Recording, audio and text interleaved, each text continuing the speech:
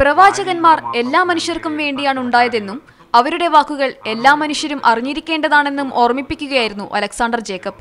റമദാൻ മാസത്തിലെ വ്രതം പൂർണ്ണമായ അനുഷ്ഠാനമാണെന്ന് പറഞ്ഞുകൊണ്ടായിരുന്നു അലക്സാണ്ടർ ജേക്കബ് റമദാൻ പ്രഭാഷണം തുടങ്ങിയത്. നോമ്പെന്നും ഉപവാസമെന്നുമുള്ള വ്യത്യസ്ത വാക്കുകൾ അർത്ഥമാക്കുന്നത് ഒന്നുതന്നെയാണ്. ഈ നോയമ്പിനും ഉപവാസത്തിനും കോമൺ ആയ ഒരു അർത്ഥമുണ്ട്.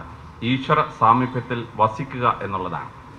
സുറിയാനി ഭാഷയിൽ ഓർത്തഡോക്സ് ക്രിസ്ത്യാനികൾ നോയമ്പ് എന്ന് പറയുന്ന വാക്ക് ഉപയോഗിക്കുമ്പോൾ ഈശ്വര സാമീപ്യത്തിൽ വസിക്കുക എന്നാണ് വാക്കിന്റെ അർത്ഥം. അറബി ഭാഷയിൽ ആ വാക്ക് ഉപയോഗിക്കുമ്പോഴും സമാനമായ അർത്ഥമാണുള്ളത്. നോമ്പെടുക്കുന്നതിലൂടെ മനുഷ്യ ശരീരത്തിൽ ഗുണപരമായ മാറ്റങ്ങൾ സംഭവിക്കുന്നതായും അലക്സാണ്ടർ ജേക്കബ് പറഞ്ഞു. 11.5 മണിക്കൂറിലേറെ ഒരു മനുഷ്യൻ പട്ടിണി ഇരുന്ന് കഴിഞ്ഞാൽ അവൻ്റെ ശരീരം വളരെ പ്രത്യേകമായ ഒരു റിയാക്ഷൻ പ്രൊഡ്യൂസ് ചെയ്യുന്നു.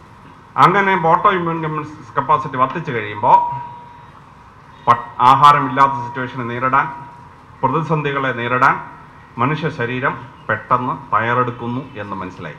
ജയിൽ DGP ആയിരുന്നപ്പോഴുള്ള നോമ്പ് വിശേഷങ്ങൾ വിവരിക്കാനും അലക്സാണ്ടർ ജേക്കബ് മറന്നില്ല. ഇസ്ലാം മതത്തെക്കുറിച്ചുള്ള അലക്സാണ്ടർ ജേക്കബിന്റെ പ്രഭാഷണം ഇതിനോടകം തന്നെ സോഷ്യൽ നെറ്റ്വർക്കുകളിൽ മികച്ച പ്രതികരണങ്ങൾ ഉണ്ടാക്കിയിട്ടുണ്ട്.